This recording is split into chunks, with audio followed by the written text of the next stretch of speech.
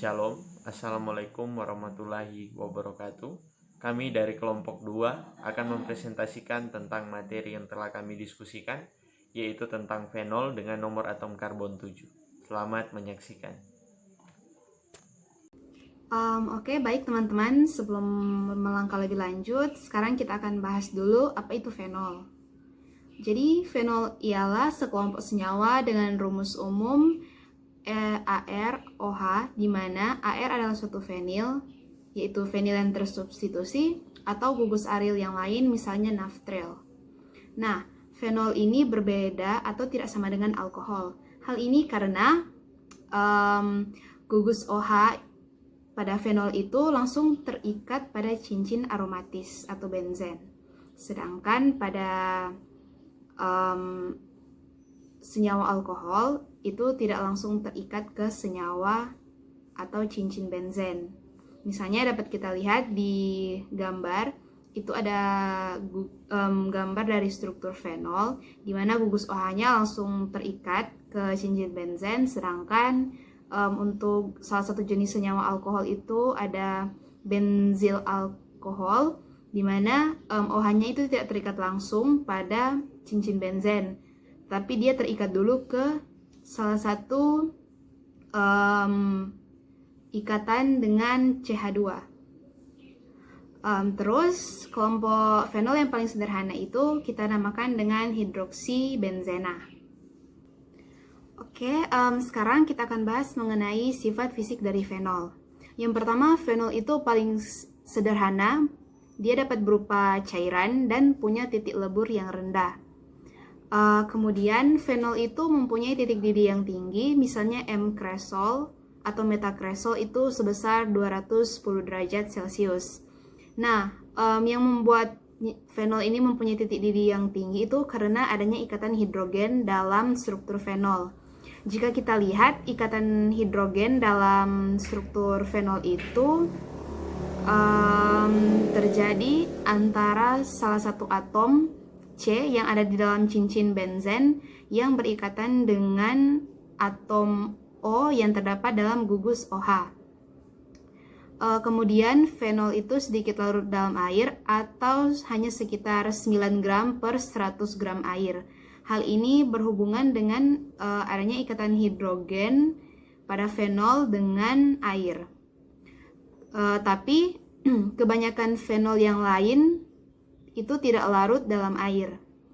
Kemudian umumnya fenol bukan merupakan senyawa yang berwarna, tetapi karena adanya suatu reaksi oksidasi sehingga fenol ini dapat menghasilkan suatu senyawa yang berwarna. Kemudian fenol itu secara umumnya bersifat asam dengan nilai pKa sebesar 10⁻⁻10. Berikutnya adalah klasifikasi fenol. Fenol dapat diklasifikasikan berdasarkan jumlah atomnya. Pada saat ini, kelompok kami akan membahas fenol dengan nomor atom 7, di mana kerangka dasar dari fenol yang akan kami bahas adalah C6C1. Subgolongannya terdiri dari dua bagian, yaitu asam fenolik dan aldehid fenolik. Asam fenolik. Asam fenolik atau asam fenol karboksilat adalah jenis senyawa asam aromatik. Termasuk dalam kelas itu adalah zat yang mengandung cincin fenolik dan fungsi asam karboksilat organik kerangka C6C1. Dua jenis asam fenolik penting yang terjadi secara alami adalah asam hidroksibenzoat dan asam hidroksisinamat yang masing-masing berasal dari molekul non-fenolik dari asam benzoat dan asam sinamat. Sekarang kita akan membahas tentang asam fenolik, dalam hal ini jenis asam hidroksibenzoat, yang merupakan turunan fenolik dari asam karboksilat. Di sini terdapat 3 jenis senyawa, dan pada masing-masing strukturnya itu memiliki gugus COH atau asam karboksilat, lalu ada cincin benzen, dan juga ada gugus OH atau hidroksi, yang letaknya masing-masing berbeda. Jadi dalam tata penamaan senyawa itu kita harus melakukan penomoran, dan penomoran ini didasarkan pada prioritas gugus-gugus yang ada. Nah, di sini prioritas gugus yang paling atas itu adalah asam karboksilat, gugus asam karboksilat, yaitu COH. Jadi untuk nomor 1 itu untuk gugus asam karboksilat.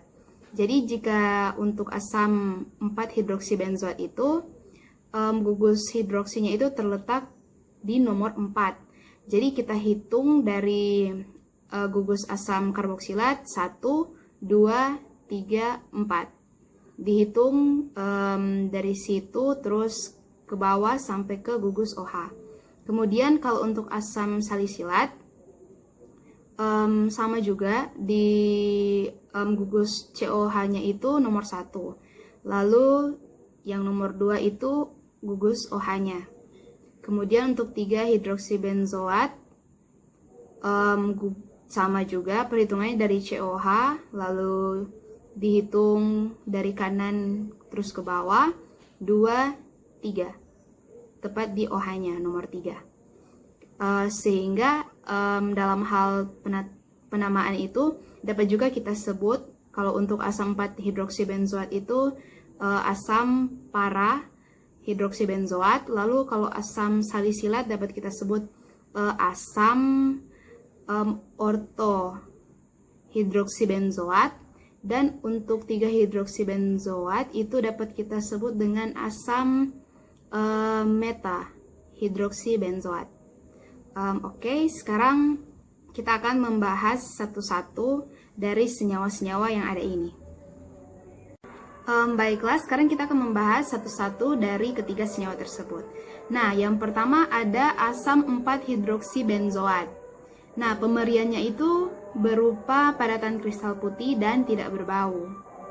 Kelarutannya yaitu sedikit larut dalam air dan kloroform, tetapi lebih larut dalam pelarut organik polar, misalnya alkohol dan aseton. Kemudian di alam ini asam ini dapat ditemukan misalnya dalam tanaman dari genus Vitex, lalu dapat juga ditemukan dalam jenis Spongiochlorosis spongiosa atau ganggang hijau air tawar, dan dapat ditemukan pada Ganoderma lucidum, yaitu sejenis jamur obat yang biasanya dipakai dalam pengobatan tradisional Cina. Lalu asam jenis ini juga dapat kita temukan di makanan. Misalnya dapat ditemukan di kelapa, anggur, vanili, garam kuda, minyak acai, dan minyak zaitun yang keruh, serta jamur rusula hijau retak. Nah, kemudian dari segi penggunaannya sendiri, asam ini dapat kita gunakan sebagai zat antioksidan dan juga dapat dipakai sebagai pengawet dalam sediaan kosmetik dan beberapa larutan mata. Dalam hal ini kita gunakan paraben.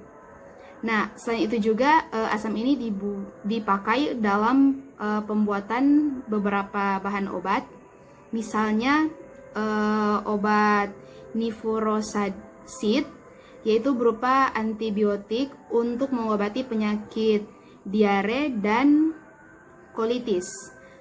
Lalu ada juga ortokain, yaitu sejenis anestesi lokal. Kemudian ada ormelosifene, yaitu obat kontrasepsi oral non-steroid. Dan juga ada proximetasin, yaitu sejenis anestesi lokal yang yaitu jenis anestesi topikal yang biasanya digunakan untuk operasi mata karena ia dapat menembus ujung saraf sensorik dari bagian kornea mata. Nah, kemudian yang kedua kita akan bahas tentang asam salisilat.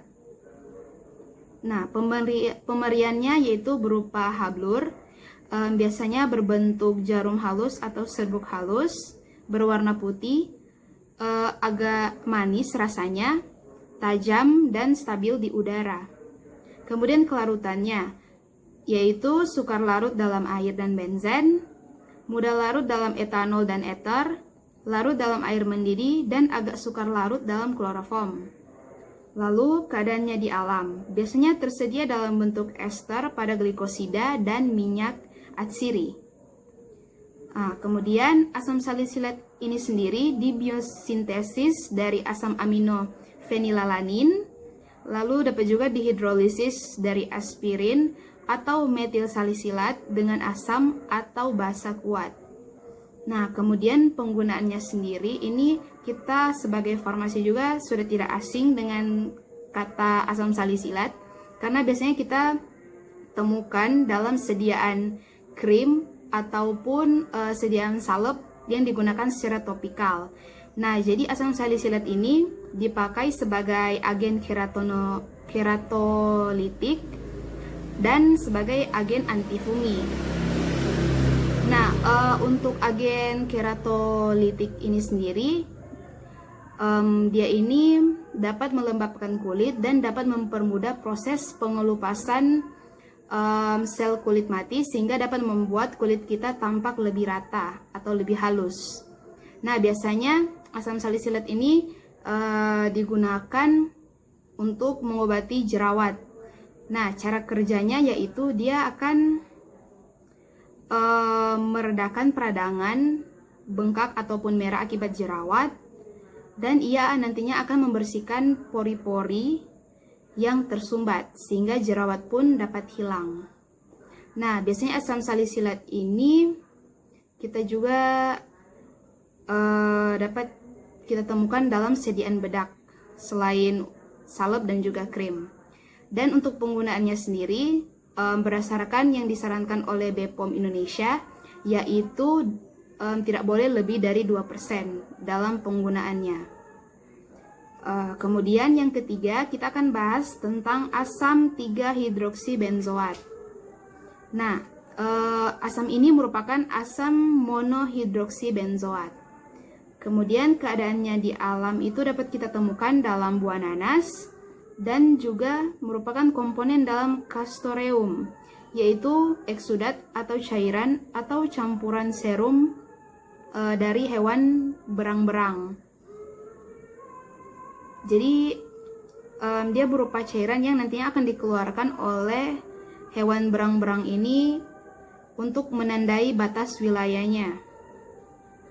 Nah, kemudian kegunaannya yaitu sebagai salah satu bahan disinfektan. Nah, kemudian asam ini diperoleh dengan fusi alkali dari asam 3-sulfobenzoat dalam suhu 210 sampai 220 derajat Celcius. Sekian. Selanjutnya kita dapat melihat bahwa asam hidroksisinamat terdiri dari 6 bagian. Yang pertama adalah asam sinamat, yang kedua adalah asam pekumarat, yang ketiga adalah asam kafeat, yang keempat adalah asam ferulat, yang kelima adalah asam guinat, yang keenam adalah asam klorogenat, yang ketujuh adalah asam protokatekuat, yang kedelapan adalah asam galat. Asam hidroksisinamat yang berikut adalah asam kuinat dan asam klorogenat.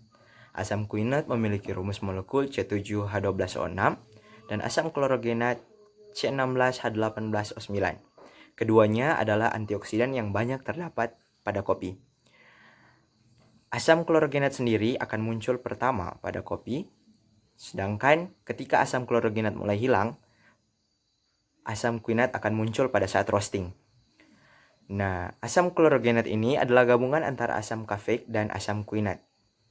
Meskipun disebut kloro pada namanya, yaitu asam klorogenat tidak memiliki kandungan klorin, melainkan menunjukkan warna hijau muda pada saat asam klorogenat diekstraksi. Yang berikutnya adalah asam protokatekuat, yang memiliki rumus molekul C7H6O4, yang merupakan antioksidan yang terdapat pada teh hijau, memiliki efek pada sel normal dan sel kanker. Yang berikutnya adalah asam galat dengan rumus molekul C7H6O5 yang merupakan antioksidan yang banyak ditemukan pada daun ek dan anggur. Selanjutnya, where cold we found phenolic acid. Pertama, dapat ditemukan di banyak spesies tanaman. Kandungannya dalam buah-buahan kering biasanya tinggi. Kedua, dapat ditemukan pada spesies jamur Basidiomycetes. Ini juga merupakan bagian dari zat humat atau unsur organik utama humus tanah. Ketiga, golongan asam fenolik seperti stilben dan lignan yang banyak ditemukan pada buah-buahan, biji-bijian, dan gandum utuh. Asam fenolik juga terdapat pada kopi dan teh. Beberapa makanan nabati yang mengandung asam fenolat yaitu 1. Biji buah anggur mengandung asam galat. 2. Teh yang mengandung asam galat. 3. Kopi mengandung asam kafein. 4. Apel, kiwi, plum, dan blueberry mengandung asam kafein. 5. Red wine dan buah-buahan sitrus mengandung asam sinamat. 6. Tepung jagung mengandung asam ferolat. 7. Biji-biji utuh, nasi, dan tepung oat mengandung asam ferolat. Kita datang pada slide berikut, yaitu benefits of phenolic acid atau manfaat dari asam fenolik. Yang pertama, menimbulkan cita rasa asam pada beberapa biji coklat, berasa pada vanila, sebagai antiasmatik yaitu aposinin, sebagai sistem pertahanan yaitu asam sinamat, sinamil aldehid, dan ainamil alkohol. Enzim pencoklatan di buah apel dan pir yaitu asam klorogenat, dan senyawa antimikrobial dan fungisidal yaitu coumarin, senyawa antifungal yaitu stibelin pada batang kayu. Selanjutnya, benefits of phenolic acid. Ada 7 poin. Yang pertama, dimanfaatkan dalam industri makanan dan minuman. Yang kedua, dimanfaatkan dalam industri farmasi dan kesehatan. Yang ketiga, digunakan sebagai insektisida dan fungisida. Yang keempat, dipakai sebagai antioksidan yaitu quercetin atau antioksidan alami. Yang kelima, sebagai agen anti penuaan. Yang keenam, sebagai analgesik, antiinflamatori, meningkatkan motilitas usus yaitu asam kafeat. Yang ketujuh, penyembuhan penyakit demensia dan kelainan pada otak yaitu ginkentik. Phenolic acid impact on human health atau dampak asam fenolik pada kesehatan manusia.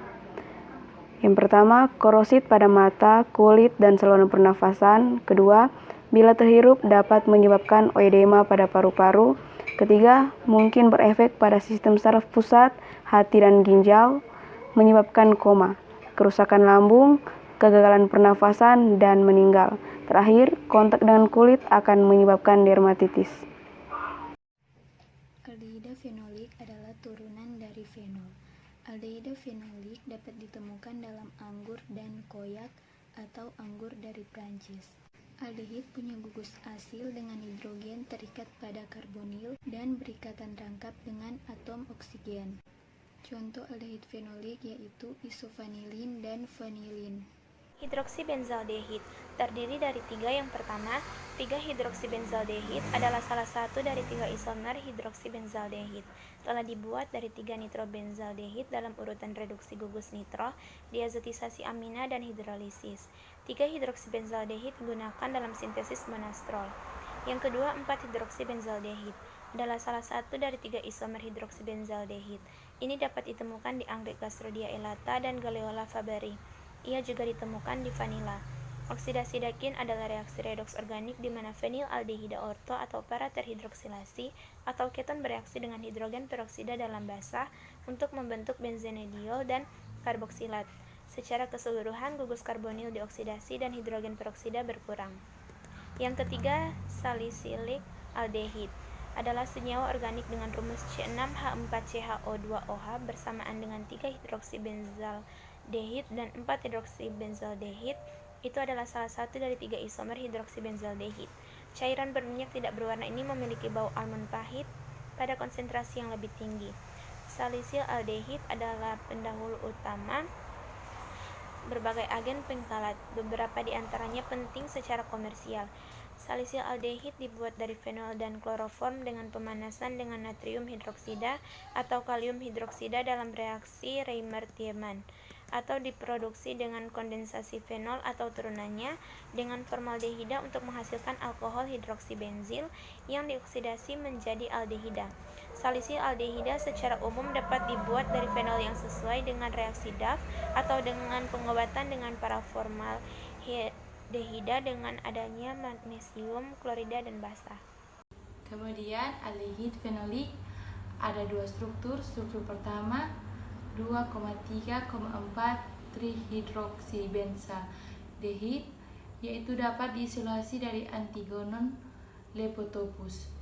Yang selanjutnya aldehid protocatechins yang merupakan aldehida fenolik yang senyawa yang dilepaskan dari sumbat gabus menjadi anggur.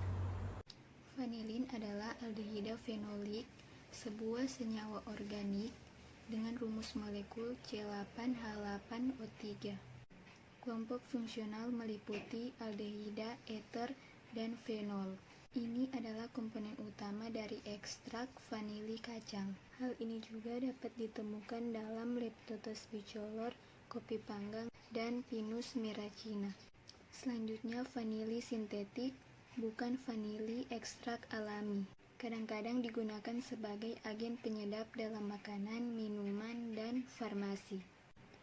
Vanilin serta etil vanilin digunakan oleh industri makanan. Etil ini lebih mahal namun memiliki catatan kuat. Ini berbeda dari vanilin dengan memiliki sebuah kelompok etoksi, bukan kelompok metoksi. Bagaimana mengidentifikasi senyawa fenolik dalam sebuah ekstrak atau sampel? Yang pertama, sampel harus dihaluskan. Kemudian diekstrasi dengan proses maserasi selama 3 kali 24 jam menggunakan pelarut kloroform. Setelah itu, disaring. Kemudian akan terdapat filtrat dan juga residu. Filtratnya ditambahkan H2O sebanyak volume filtrat, dikocok kuat-kuat dan dibiarkan. Setelah itu akan terbentuk lapisan air dan lapisan kloroform. Yang dipakai adalah lapisan air. Lapisan air ini ditambahkan VeCl3 dan akan terbentuk cincin berwarna biru yang merupakan tanda bahwa ada senyawa fenolik dalam sampel. Sekian presentasi dari kelompok kami. Kami ucapkan banyak terima kasih.